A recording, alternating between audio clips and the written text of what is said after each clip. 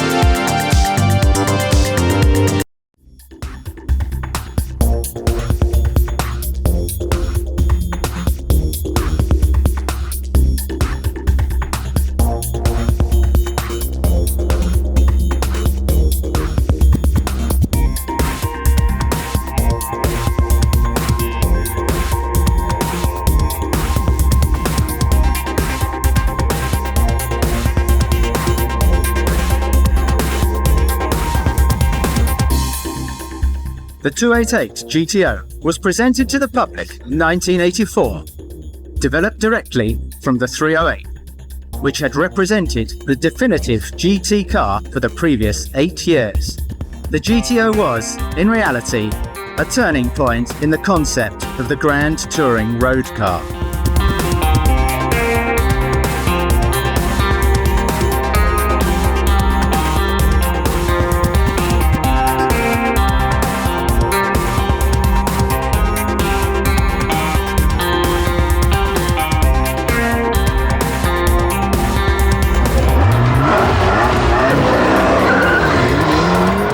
Equipped with 8 cylinders and a capacity of 2.8 litres, the GTO owes its success to the twin turbochargers, which assisted in developing 400 brake horsepower.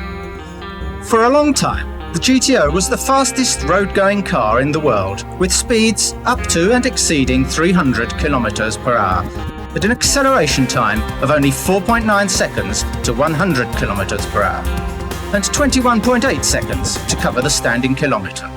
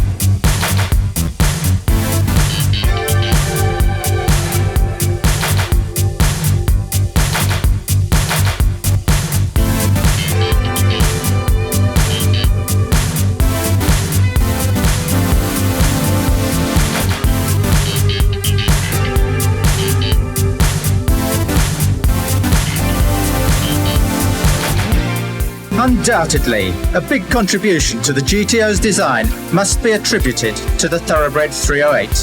Although the 288 was based on the 308 Berlinetta, its appearance was more aggressive and its performance dramatically increased.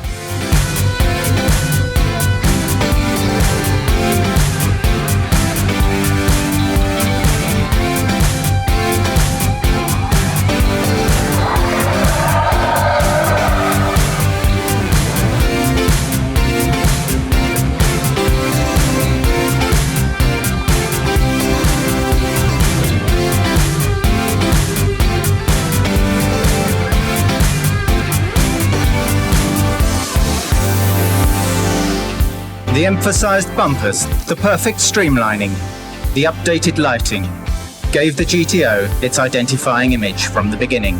The image which Enzo Ferrari knew would be so important if the GTO were to be properly presented to the international race circuits.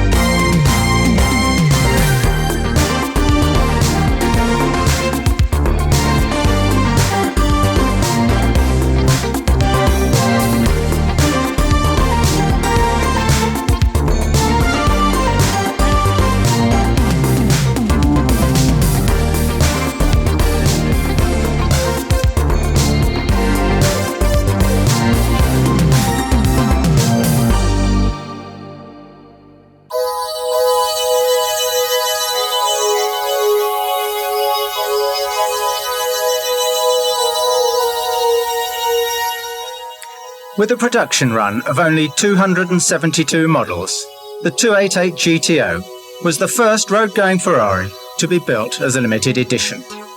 Fascinated by the elegant structure and the technical refinement of this grand touring car, hundreds of collectors from all over the world were prepared to do anything to obtain one. In effect, the GTO has become the premier motoring product to be recognised for its construction using composite materials, a new concept for road cars.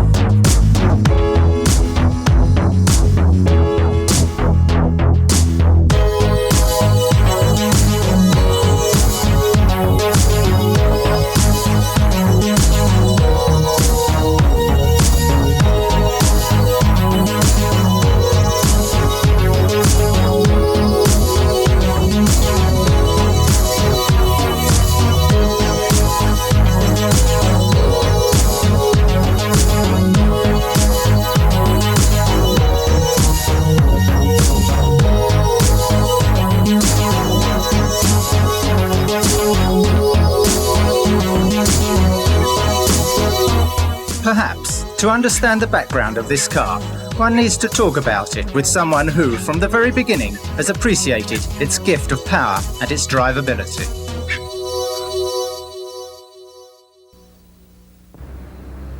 The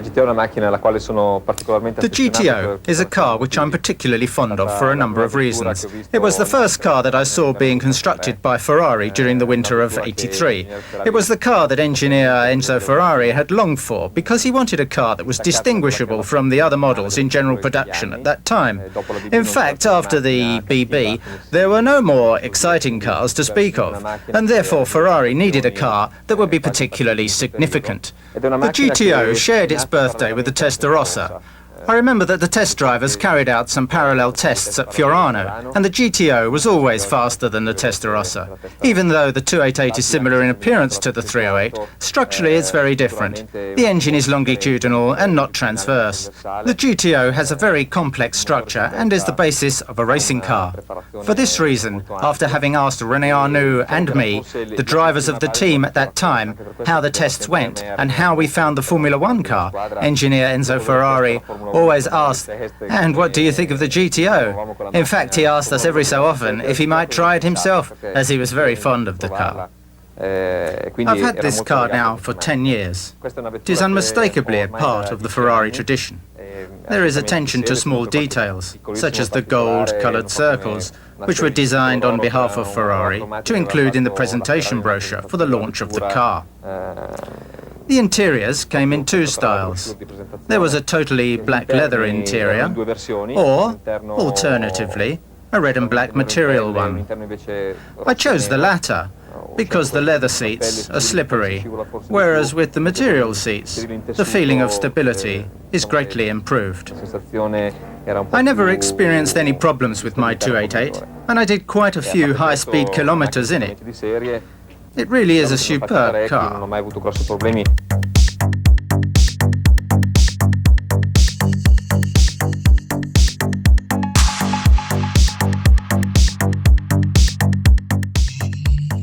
A fascinating engine.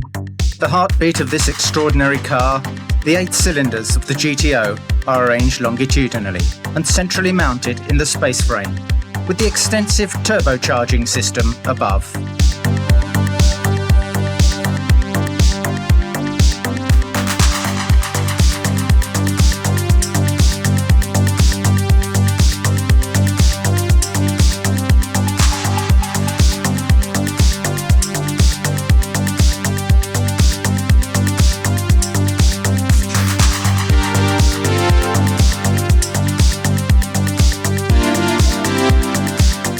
The two IHI turbochargers work at a pressure of 0.8 bar and are assisted by two large intercoolers, allowing the engine of the GTO to produce 400 brake horsepower at 7,000 RPM, an almost unprecedented potential for a car intended for the road.